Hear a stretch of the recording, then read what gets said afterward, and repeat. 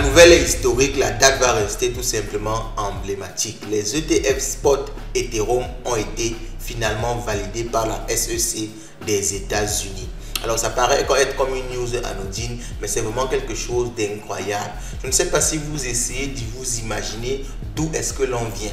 On vient du fait que le Bitcoin a été lancé en 2009 comme étant quelque chose qui était juste là pour amuser et qui ne valait même pas $1. Et aujourd'hui, nous sommes au niveau où des grandes banques, des grandes institutions comme BlackRock se positionnent sur les crypto-monnaies et après le Bitcoin se positionne sur la deuxième plus grosse crypto-monnaie de l'Ethereum. C'est vraiment un pas de géant qu'on a fait dans cet écosystème-là. Alors, les ETF Spot Bitcoin, Ethereum étant pour moi approuvé, qu'est-ce que ça impacte? Qu'est-ce que ça implique? Alors, on va voir quoi? Une évolution du prix, une chute du prix, comment se positionner, quelle est ma stratégie? Je vais vous donner ça en détail dans cette vidéo. On va déjà commencer par analyser la news. Qu'est-ce qui s'est exactement passé? Quels sont les impacts court, moyen, long terme? Et on va terminer bien sûr par ma stratégie. Cette vidéo est vraiment importante et je pense que c'est une des vidéos les plus importantes de la chaîne parce que ça va vous montrer comment vous positionner dans ce qui va suivre. Parce que ce qui va suivre ne sera pas du tout pareil avec ce qui a été. Tout va totalement changer. Ok? Bon, allons-y. Let's go. Boom!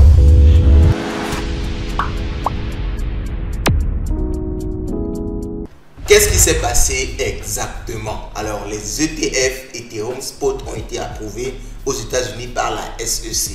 SEC, c'est l'organisme qui est chargé de réguler, n'est-ce pas, les securities, les actions, les titres financiers aux États-Unis. Alors, qu'est-ce que ça implique déjà? On va le dévoiler. Qu'est-ce que ça implique de façon terre à terre? Ça veut tout simplement dire que aux États-Unis, actuellement, des institutions financières, que ce soit des banques, enfin des institutions financières de façon générale, des banques, des microfinances, des fonds d'investissement, des fonds de pension, peuvent maintenant s'exposer à l'Ethereum, c'est-à-dire peuvent maintenant acheter l'Ethereum en grande quantité en passant par des exchanges. Ok, bon, pas des exchanges, pas comme nous on le fait en tant que particulier. Donc, ils ont des accords avec des exchanges, comme par exemple pour les ETF Spot Bitcoin actuellement, ils ont des accords avec Coinbase et ils passent par Coinbase pour pouvoir acheter des quantités énormes, n'est-ce pas, de Bitcoin. Et cette fois-ci, ils pourront acheter des quantités énormes d'Ethereum. Et qui dit bien acheter des quantités énormes, parce que vous savez que ces fonds-là, quand ils viennent acheter, ils n'achètent pas pour $10, pour $100 comme nous. Quand ils viennent acheter, ils achètent pour plusieurs millions de dollars. Et qui dit achat massif, dit forcément prise de valeur énorme, n'est-ce pas, de la crypto. Donc, on va d'abord rester juste là, terre à terre, pour que vous compreniez bien ce qui s'est passé. Donc, beaucoup de banques, beaucoup de grandes institutions qui gèrent des milliards. BlackRock, par exemple, c'est le plus grand gestionnaire de fonds au monde. Il pourra actuellement acheter beaucoup d'Ethereum, des millions de dollars d'Ethereum chaque jour. Mais je tiens à préciser un truc que beaucoup de personnes oublient. Qui dit possibilité d'acheter beaucoup, dit également possibilité de vendre beaucoup. Donc, ils pourront également vendre beaucoup d'Ethereum en fait en fonction du marché, en fonction de leur clientèle. Parce qu'il faut savoir que ces institutions-là n'achètent pas seulement pour eux. Elles achètent en général pour leur clientèle. Donc, puisque ce sont des fonds d'investissement, ils ont des clients et ils peuvent vous proposer, n'est-ce pas, à leurs clients que, ok, on a un nouvel actif dans lequel vous pouvez investir, et c'est maintenant à ces clients-là aussi de vouloir s'exposer à ça. Ok, je vais vous expliquer un peu comment fonctionnent les ETF et quel est l'impact terre à terre que ça peut avoir, n'est-ce pas, sur une crypto-monnaie lorsqu'on lance des ETF. On a vu sur le Bitcoin est quitté de pratiquement 35 000. Bon, à l'annonce, on était 35 000, on est parti dans tous 50 000. Et lorsqu'on a effectivement annoncé, les mois qui ont suivi, on est quitté de 50 000, on est monté jusqu'à 73 000. Donc, vous voyez que c'est vraiment quelque chose qui peut apporter beaucoup de liquidité, beaucoup d'argent à une crypto-monnaie. Ok? Bon, alors on revient maintenant sur notre sujet. Qu'est-ce qui s'est passé? Les ETF ont été approuvés. Donc, c'est principalement 8 ETF, celui de BlackRock, je vous ai parlé de BlackRock, Fidelity, Grayscale, Bitwise et ainsi de suite. Donc, le régulateur avait procédé de la même manière lors de l'approbation des tant attendus ETF Bitcoin Spot. Un franc sur 7, puisque ces derniers cumulent actuellement 59,2 milliards. Donc, quand je vous dis que ça peut amener beaucoup d'argent, c'est vraiment beaucoup d'argent. Bon, maintenant on dit un ETF Spot permet aux émetteurs d'acheter des parts dans un fonds qui détient directement de l'Ether. Parce qu'il y a des ETF futurs. Là, ils ne détiennent pas directement, ils parient, ils spéculent juste sur le prix de l'Ether.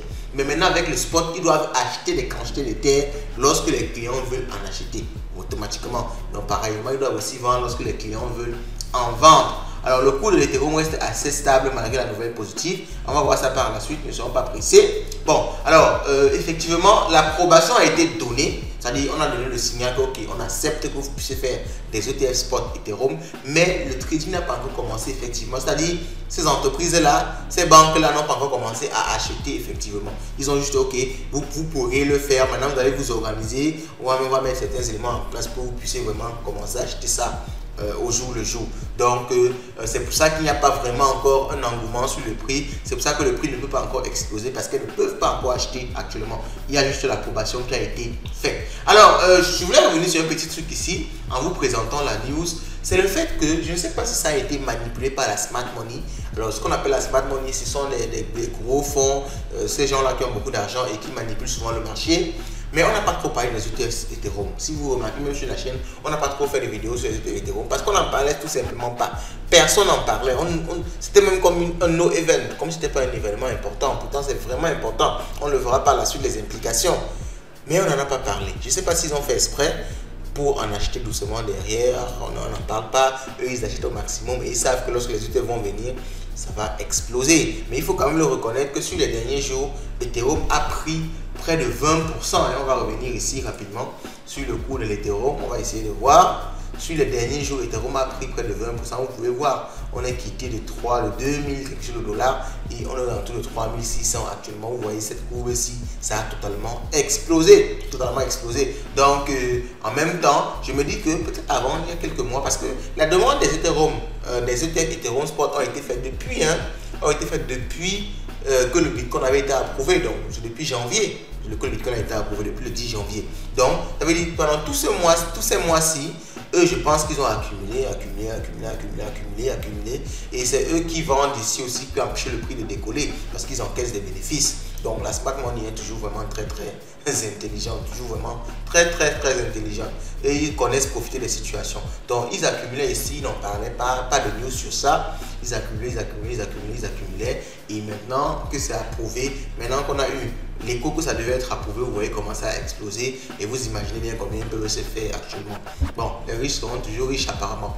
Bon, ok, donc je voulais revenir un peu sur ça pour vraiment dire que c'est un peu comme si ce marché-là avait été tout simplement manipulé. Alors maintenant, quels sont les impacts de cette approbation-là? Ce qu'il faut déjà comprendre, c'est quoi? Le CEO de Coinbase l'a bien dit, Paul Grewal a dit que les ETF, l'approbation des ETF Ethereum Spot vont mettre en fait le statut d'Ethereum à commodities. Ok? Donc, parce que vous savez qu'il y avait vraiment un combat depuis. Beaucoup de personnes disaient, ok, est-ce que l'Ethereum est un commodity ou bien une security? On va voir un peu la différence par la suite. Et vous savez que si c'était classé securities, c'était difficile d'avoir des ETF dessus. Donc maintenant, comme on a des ETF sur Ethereum, ça veut en fait impliquer en quelque sorte que l'Ethereum est une commodity. Et ça va arranger beaucoup de crypto-monnaies qui ont le même principe qu'Ethereum, parce que vous savez qu'Ethereum est venu avec la notion de ICO, et beaucoup de crypto-monnaies ont suivi Ethereum dans cette lancée-là. Et toutes ces crypto-monnaies-là, en fait, étaient dépendantes de cette classification-là, parce que si on classe Ethereum, le grand fer, commodity, et que vous avez tout simplement répliqué le modèle Ethereum, vous serez également classé comme commodity. C'est tout simplement naturel, ok? Donc, ça cause le fait que si, comme les ETF ont été approuvés, le premier impact, c'est que Ethereum sera classé comme commodity. Ça va arranger un tas de crypto-monnaies et ça va enlever, n'est-ce pas, cette pression-là de la SEC. Vous savez que la SEC aux États-Unis actuellement, c'est elle qui freine un peu le marché.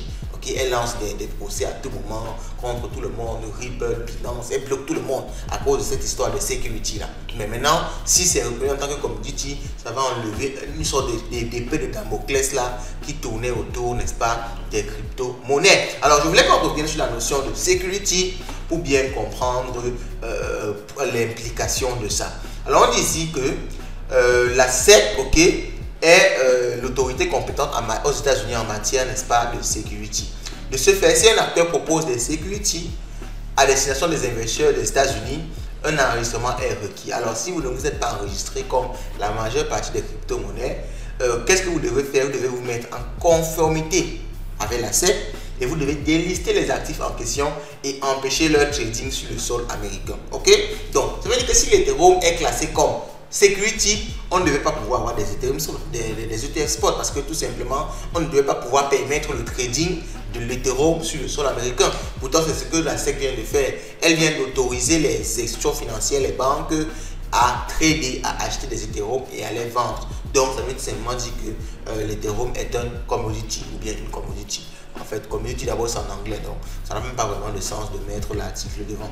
Ok, donc vous voyez un peu l'impact de ça, c'est vraiment énorme parce que beaucoup d'autres crypto-monnaies n'auront plus ce problème-là de commodity, security, parce qu'ils sont simplement basés sur Ethereum. Alors, ça c'est le premier impact. Le second impact, c'est le prix. Ok, forcément, le prix va bouger. Je vous l'ai expliqué tout à l'heure que des milliards de dollars vont entrer dans Ethereum. Et si on se base tout simplement sur le Bitcoin, on revient un peu ici. Revenons là et on va comprendre quelque chose. Si on revient sur le Bitcoin là et on va regarder le Bitcoin sur un an, on va regarder sur un an et on va regarder la date de l'approbation des ETF Bitcoin. Vous voyez, c'est ici, c'est le 10 janvier, ici que les ETF Bitcoin ont été approuvés. Dans les seuls que vous arrivez à voir, ici on voit, on vient 11 spots ETF approuvés par les SEC. Et vous voyez que les mois qui ont suivi, le mois qui a suivi, il y a cette explosion là du Bitcoin. On est quitté, n'est-ce pas, de 46 000 dollars à 67 000 dollars. Donc il y a une prise de valeur énorme, n'est-ce pas, du Bitcoin à cause, n'est-ce pas, des ETF spot Bitcoin. Donc cette prise de valeur, si à environ de 20%, si on revient au niveau de Ethereum et qu'on estime juste que ça va faire la même chose, ça veut dire qu'on pourra prendre, n'est-ce pas, on pourra avoir un Ethereum qui quitte de 3600 à environ 6 000 dollars. Vous pouvez faire le calcul à votre niveau, 20%, vous additionnez, vous allez voir que c'est aux alentours de 6 000 dollars qu'Ethereum pourra se positionner. Et ce n'est pas trop, on va dire, ce n'est pas trop grave pour de l'Ethereum parce qu'Ethereum a quand même un potentiel énorme. Et Ethereum avait déjà atteint son ATH aux alentours de 4 000. Alors, je n'arrive pas à le mettre exactement ici.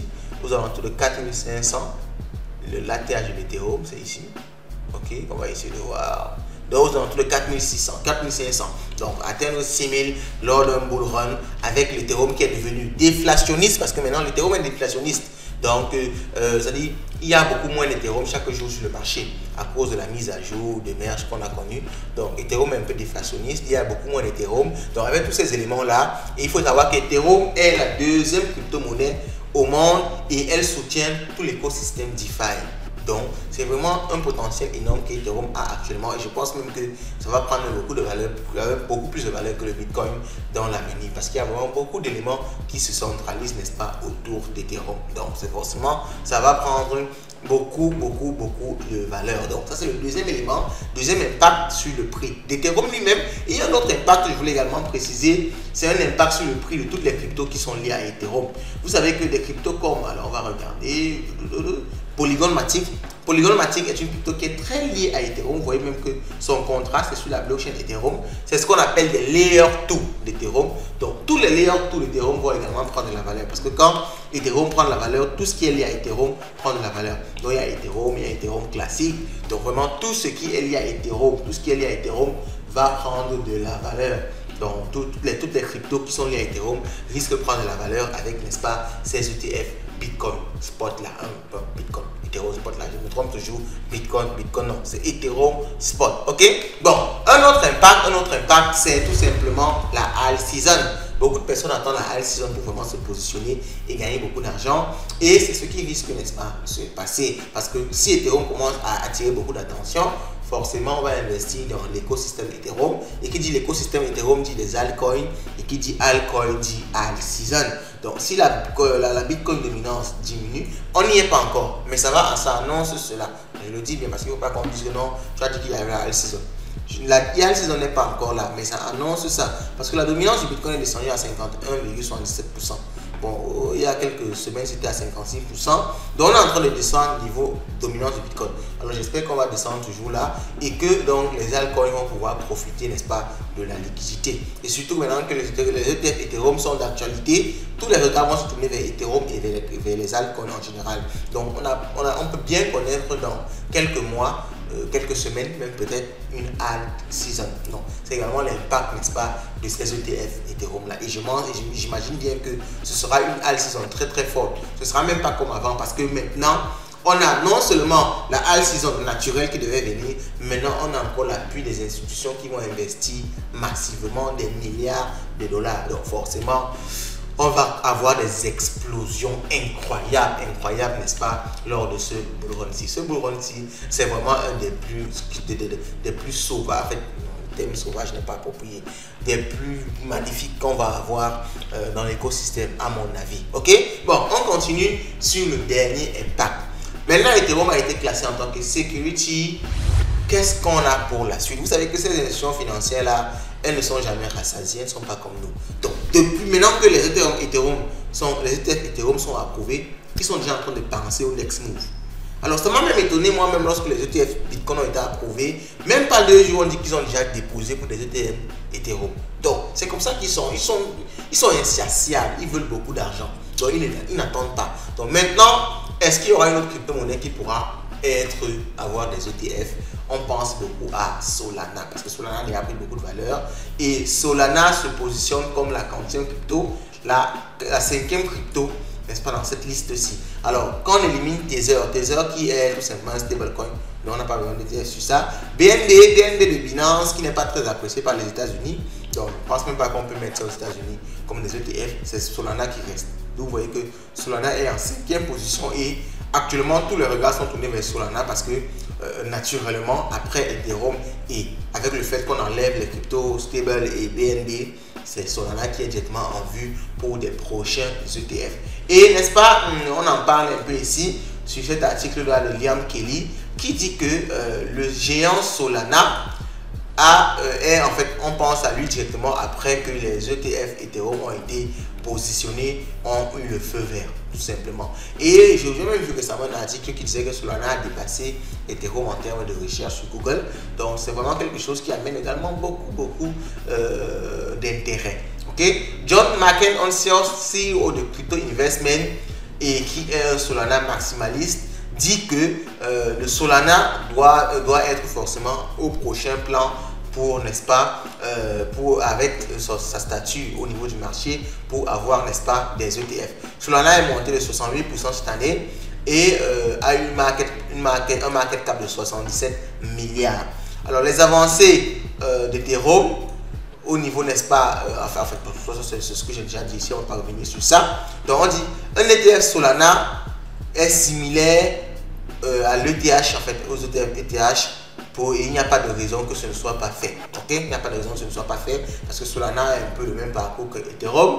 Donc, pourquoi ne pas positionner, n'est-ce pas, un ETF sur Solana? Donc, il suffirait tout simplement que les institutions là s'intéressent à Solana et s'ils continuent à prendre de la valeur, s'ils continuent à avoir une grosse capitalisation, forcément, elles vont s'intéresser. Mais est-ce que c'est pour demain, pour après-demain? Je ne pense pas. Dans quelques mois, sûrement. Ok. Même comme elles font toujours la demande vite et maintenant, le temps d'approbation prend des mois. Donc, il est possible qu'elles fassent la demande dans quelques semaines ou même peut-être dans quelques jours, quelques jours, oui. Donc, juste quand ils vont commencer le trading d'Ethereum, ils pourront directement faire la demande de Solana. Et là, ça va prendre peut-être quelques mois pour que ce soit approuvé et on pourra encore avoir une approbation de Solana. Parce que maintenant qu'Ethereum est approuvé, pourquoi refuser un ETF sur d'autres crypto-monnaies qui ont le même parcours, qui ont la même structure qu'Ethereum? Ça n'a pas de sens. Donc, forcément, si ils déposent sur les ETF sur Solana, ce sera également approuvé. Forcément, ce sera également approuvé. Sinon, ce sera un peu de la concurrence déloyale autant pour moi. Donc, je pense que même de ce côté Solana, ce sera approuvé. Bon, maintenant, comment il faut faire? Quelle est ma stratégie? Alors, ma stratégie déjà, ce qu'il faut comprendre, c'est que pour Solana, ok, pour Solana, ma stratégie sur Solana, c'est que s'il y a une demande d'ETF sur Solana, je ne vais même pas regarder l'Ethereum. Je vais me positionner au maximum sur Solana parce que vous savez que le principe, c'est quoi? Lorsqu'il y a la demande, ceux qui sont stages, la smart money commence à se positionner sur le token parce qu'ils savent que d'ici à ce que ce soit approuvé, le token va prendre beaucoup de valeur. On a vu tout à l'heure que pour Ethereum, ça a pris beaucoup de valeur entre le moment où il y a eu une demande et le moment où ça a été approuvé. Il y a eu énormément de valeur qui a été prise. Donc il y a énormément d'argent à se faire déjà. Donc si Solana, on annonce des ETF sur Solana, on va me positionner au maximum sur Solana jusqu'à ce que ce soit approuvé. Ok. Bon, maintenant si on annonce pas des ETF sur Solana, sur au niveau d'Ethereum, je crois que vous pouvez encore vous positionner, mais pas totalement. Le moment idéal de vous positionner, c'était avant l'approbation, avant, n'est-ce pas, l'explosion qu'il y a eu précédemment là. Actuellement, je pense qu'il y aura un certain calme, voire une certaine baisse, comme on peut voir ici. Ok, on peut voir qu'il y a eu une certaine baisse, il y aura un certain calme, voire une certaine baisse, parce que tous ceux qui ont acheté avant vont chercher à prendre des bénéfices, Et il y aura une autre explosion quand effectivement les institutions là vont chercher à investir. Bon, maintenant, est-ce que ça va amener le même argent la même manne financière que ça a mené pour le Bitcoin, j'en doute un peu. Parce que bon, Ethereum, c'est pas quand même Bitcoin. Donc, Bitcoin avait déjà une certaine renommée et tout. Donc, ça a amené beaucoup d'argent. Mais maintenant, est-ce que Ethereum va amener le même nombre d'argent, le même flux d'argent entrant? Je ne pense pas, mais étant donné que la capitalisation d'Ethereum n'est pas aussi grande que le Bitcoin, même si le flux n'est pas très important, il y aura quand même une forte prise de valeur d'Ethereum. Donc actuellement, je pense que vous pouvez vous positionner, comme je l'ai dit, mais très doucement vous positionnez, vous investissez un peu chaque jour, vous investissez, sachant que lorsque les entreprises, les banques vont se positionner, elles vont pouvoir trader, ça va prendre de la valeur forcément. Mais maintenant, je pense que sur un mois, sur quelques semaines, ça va stagner, voire baisser. Donc, comme ça va stagner ou baisser, je vous conseille d'investir un peu chaque jour, un peu chaque jour. Si ça baisse, vous rachetez, vous achetez. Forcément, quand l'annonce, quand ils vont commencer à trader, quand on va commencer à injecter des milliards de dollars dedans, ça va prendre la valeur et vous pourrez revendre pour encaisser, n'est-ce pas, des bénéfices. Ok? Bon, c'est un petit panorama que je vous ai fait, n'est-ce pas, sur l'approbation des Ethereum. Dites-moi ce que vous pensez de tout ça en commentaire. N'oubliez pas de liker la vidéo et on se dit à la prochaine. Ciao.